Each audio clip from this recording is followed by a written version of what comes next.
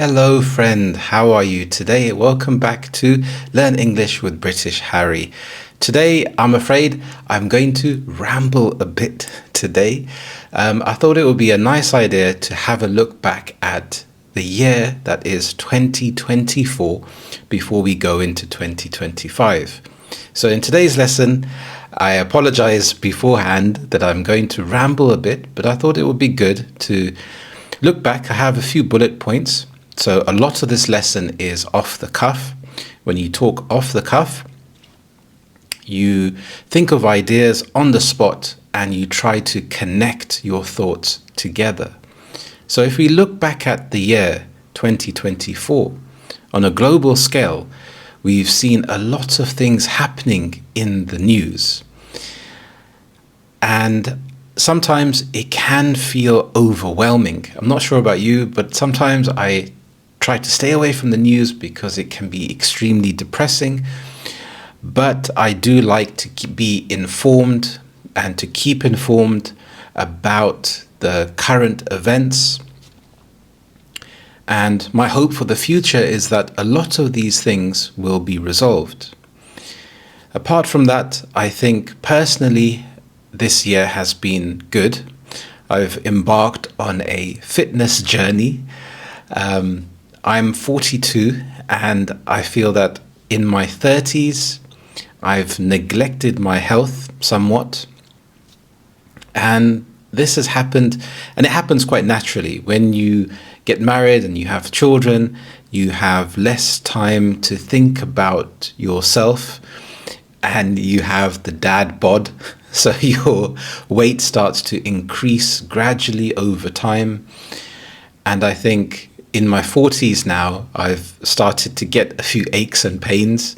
I think for me, what was the breaking point was when my knee started to click. I went to tie my shoelaces and I had a click in my knee, and I thought to myself, okay, no. For the future, I really want to be fit and mobile.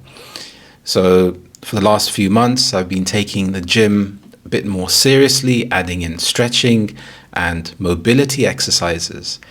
In my 20s, I used to exercise a lot more, and I was able to enjoy going out, clubbing, raving, seeing friends, being able to eat rubbish food, but I could always exercise and lose the weight very quickly.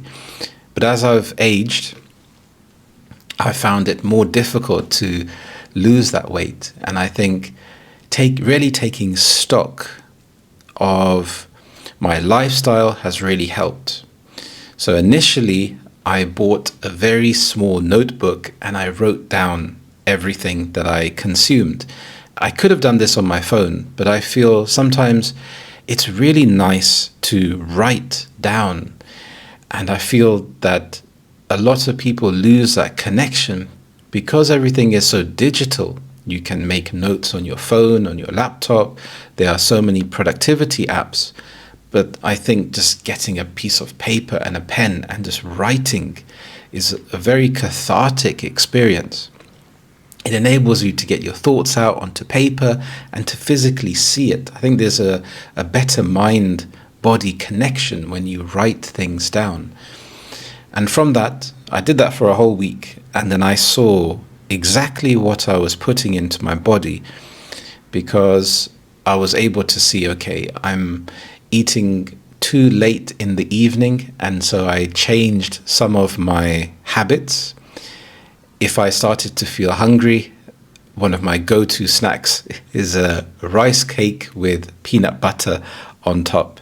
It doesn't sound very glamorous, but I made that connection in my head that when I felt my stomach expand, I felt full. And also trying to hydrate, drinking a lot more water. So I carry a water bottle wherever I go, and I take pride in making sure that I've hydrated and I'm drinking enough water. So on the health-wise, looking back at the year, I feel that I've started to make progress with that. And initially, I felt good. I felt motivated. I was getting the dopamine hit in my brain because I was progressing. But then you hit a plateau. Now, a plateau is when things stabilize. So you make a change, a new habit, you're progressing upwards, but then it levels out and you don't start to see much progress. So you start to question yourself. But I think it's just a compounding effect. And I think you can apply this to any part of your life. If it's learning English, it takes time. So learning new vocabulary, improving on your grammar, improving on your fluency and your listening skills, you are getting one step closer to improving your English. And this goes with everything in life, that it's about having that patience. And they say patience is a virtue. So it's something which is very good. And in today's society, it can be difficult to be patient when we live in a world where it's much more instant. We have news that breaks straight away, and you see this on Twitter or now X, and you're able to have entertainment wherever you go. You can just pull out your phone and you can entertain yourself. I remember back in the day, growing up, we only had 4 TV channels. So we were forced to watch whatever was on TV. And if there was a TV show that was boring, there was nothing you could do about it. You'd have to go and read a book or go and entertain yourself. Sometimes I would force myself to watch the Antiques Roadshow, which was a show about people bringing in their old antiques, and they're evaluated by other people. And sometimes you would find people be extremely surprised if they had a rare coin or a rare teacup, and the expert said this is worth £1,000. But that was my show, which was, okay, this is far too boring. I need to go and do something else. But today you can just change. You have a plethora of TV programs, video games to entertain yourself non-stop. And it's interesting because whenever you have one aspect, you have the opposite aspect. So you have a lot of people talking about meditation, being mindful, having a digital detox. And some people go to extreme lengths. For example, putting their phone in a box which has a code, and you set a timer, and you can only use your phone after a certain set time. So I think it's really interesting where we live in a day and age where we have so much information, so many sources of entertainment, but we have to learn to control ourselves. And sometimes being old school and going back to how humans entertain themselves through storytelling and spending time with other people can actually make you feel better overall, and it makes your quality of life better. Continuing this YouTube channel this year has been incredibly rewarding. It's been interesting. It's been difficult at times, but it's been wonderful being able to create these lessons, to provide value, and to help you to really improve your English. So it's been really, really interesting. It's been difficult at times because it's only natural as human beings to compare yourself to others, to wonder why your videos aren't getting more views compared to others, and comparing yourself. I think it's only natural. But I think that being positive and having a strong belief that you can achieve the things that you want to, I think is really important. Now, I think there are times where being positive is not enough. So in life, you have things like implicit bias. So people will be biased more towards a certain style or person or appearance. And I think in these times, it's really important to believe in yourself, to really think positively and to make things happen. Now, it may mean that you may have to work harder than other people, but that's okay. I think just believing in yourself and being positive is really, really important. And I think if you think this way, you can overcome any obstacle. I think there's truth in the compounding effect. If you try to focus on what you can control and don't worry about what you can't, I think this leads to a greater sense of mental health and well-being. So this way, you can focus on, for example, with your health. You can focus on regularly exercising. If you can't get to the gym, focus on walking, doing body weight exercises in terms of your diet and nutrition. If you can't focus on reducing stress at work, for example, you can focus on trying to eat healthier, which will make you feel better.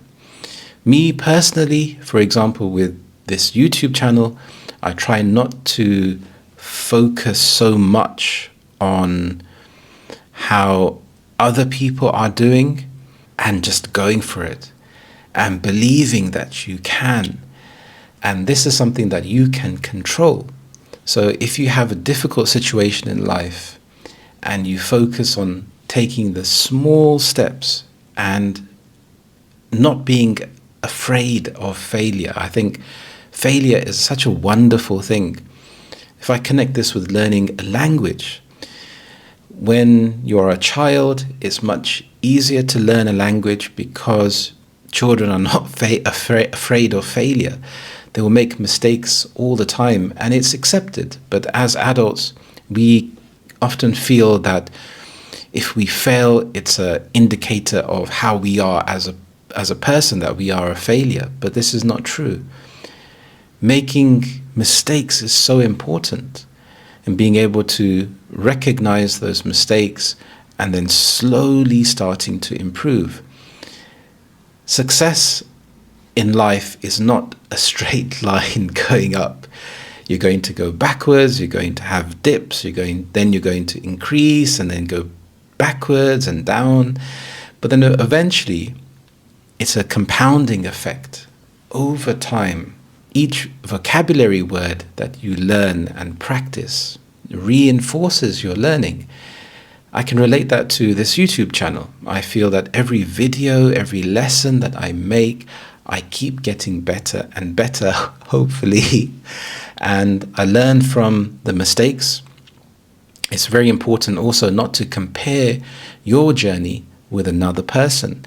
And it can feel frustrating at times. You can see other people improving very quickly or being recognized. But I feel that, believe in yourself, have faith in yourself, and keep chipping away, because you are wonderful. Being alive now is wonderful. We have already succeeded, I feel. So do what you love. And in times when it gets difficult, it's really nice to have a routine and a schedule. So, for example, first thing in the morning, to review some vocabulary words before your day starts and life gets in the way. This is often what I like to do with exercise. I like to exercise as early as I can to get it out of the way, because life gets busy and you forget about it and you have so many things to do. And by the evening, it's very easy to stop thinking about exercise, because you're tired by this point and you can justify not doing something because you've had a very difficult day. It's the same thing with having just healthy food in the house. So if I don't have any junk food in the house, I wouldn't eat it. So I think surrounding yourself with positivity is really important. And these lessons, these podcasts are here for you to immerse yourself in English. Now, what does immerse mean? Immerse is when you are surrounded by it. So if you can surround yourself with English, listening to these podcasts when you're going for a walk, when you're going to the gym, when you're doing housework, and listening to English, being surrounded by English, reading English, it starts to change your mindset. And you not only do you pick up on vocabulary and grammar, but also the rhythm of speech. And then you can start to mimic that, you can start to copy that and incorporate that into your life. So I think positivity and overcoming obstacles is a way to lead a fulfilling life and to have a greater sense of mental health. And regularly checking in on yourself and having positive self-talk, I think, is really important. Because sometimes thinking positive is not enough. You can think positive. You can say, okay, I believe I can get a Ferrari or whatever you want. But then it doesn't materialize.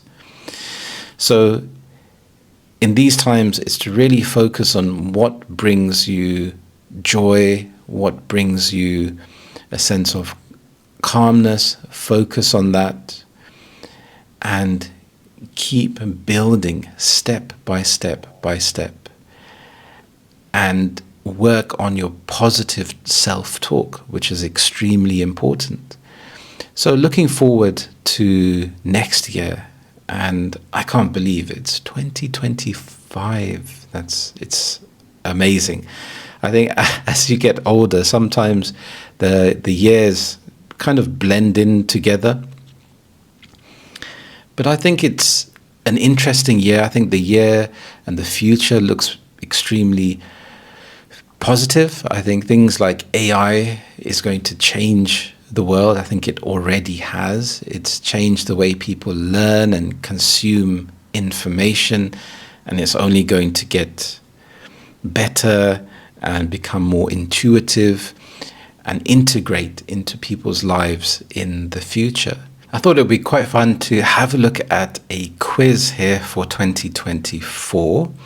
So this is for the first few months of this year. I keep saying last year, of this year, 2024. So in January, Amal Rajan, the host of BBC Two's University Challenge, found himself going viral on social media after he told the team, "I can't accept drum and bass. What kind of music did he say he needed?" Drill, drum step, jungle.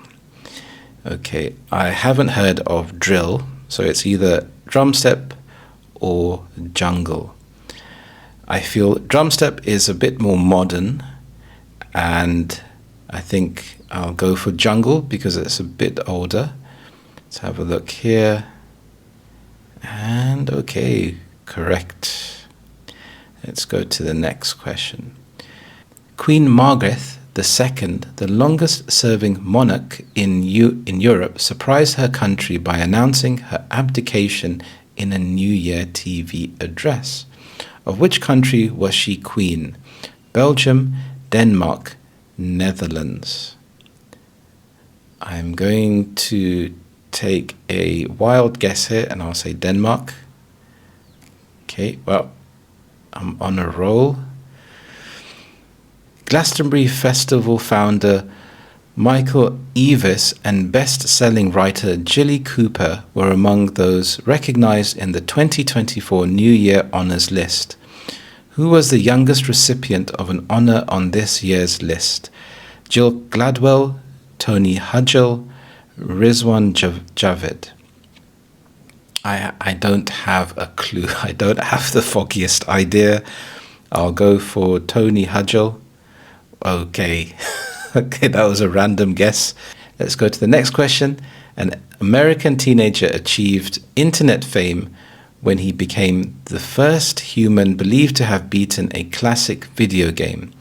Which game was it? Angry Birds, Donkey Kong, or Tetris? Now, Angry Birds is a bit more modern. I've played this game. It's incredibly addictive, and I had to delete it from my phone. Donkey Kong or Tetris? So these are two older video games. Tetris, I think, is older than Donkey Kong. And Tetris is actually one of the first games that I played. I had a Game Boy, and I used to love Tetris. It's an amazingly addictive game. Okay, and Tetris it is. Arina Sabalenka won tennis's Australian Open women's singles title for the second year in a row, beating Shen Qinwen of China in straight sets. I apologize for the pronunciation up front. Who was the previous woman to retain the Australian title?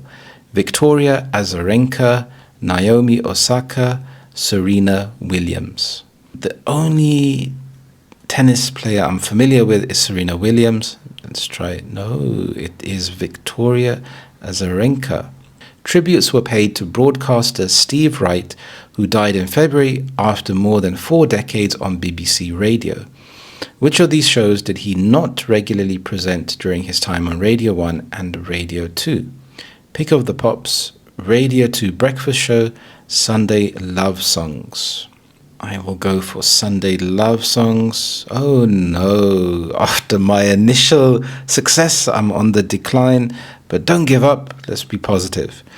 Okay, Taylor Swift stole the show at this year's Grammy Awards, becoming the first performer to win Album of the Year 4 times. But who beat her to the coveted Song of the Year award? Miley Cyrus, Billie Eilish, SZA.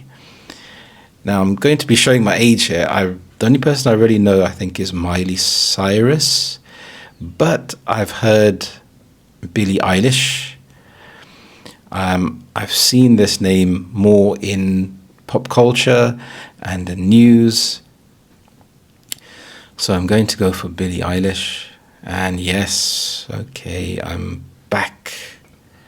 A dog walker in northern England risked losing a finger to pull an invasive species of reptile thousands of miles from home from a lake. What name was given to the alligator snapping turtle? Fluffy, Spike, Spiny Norman. Go for Spike because the turtle looks spiky. Fluffy. Doesn't look quite fluffy, but sometimes it's nice to name a pet an endearing term. So it is Fluffy. King Charles III thanked the nation for the messages of support sent to him following news he had been treated for cancer. Among some 7,000 cards he received, what was printed on one said by palace aides to have particularly amused the king. At least you don't have to wear a cone. Laughter is the second best medicine. Red wine is the best. Whatever you do, don't Google it. So again, this is a shot in the dark. I'll go for whatever you do, don't Google it. No. At least you don't have to wear a cone is the correct answer. Barbie may have won the box office, but Oppenheimer dominated the Oscars in March, as Christopher Nolan's film took home 7 gold statuettes. But which star almost stole the show after they suffered a wardrobe malfunction while accepting their award? John Cena, Da'Vine Joy Randolph, Emma Stone. I will go with Emma Stone. Okay, yes, well done to the people playing along. If you got the answer correct.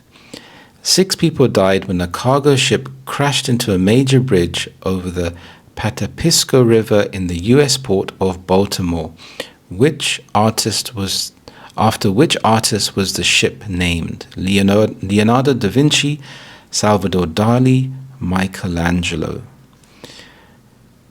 I think Salvador Dali, perhaps? Okay. That was the correct answer. Donald Trump saw off challengers to secure the Republican Party nomination for the 2024 election. Who was the only opponent to defeat the former president in any of the primaries held to decide the candidate?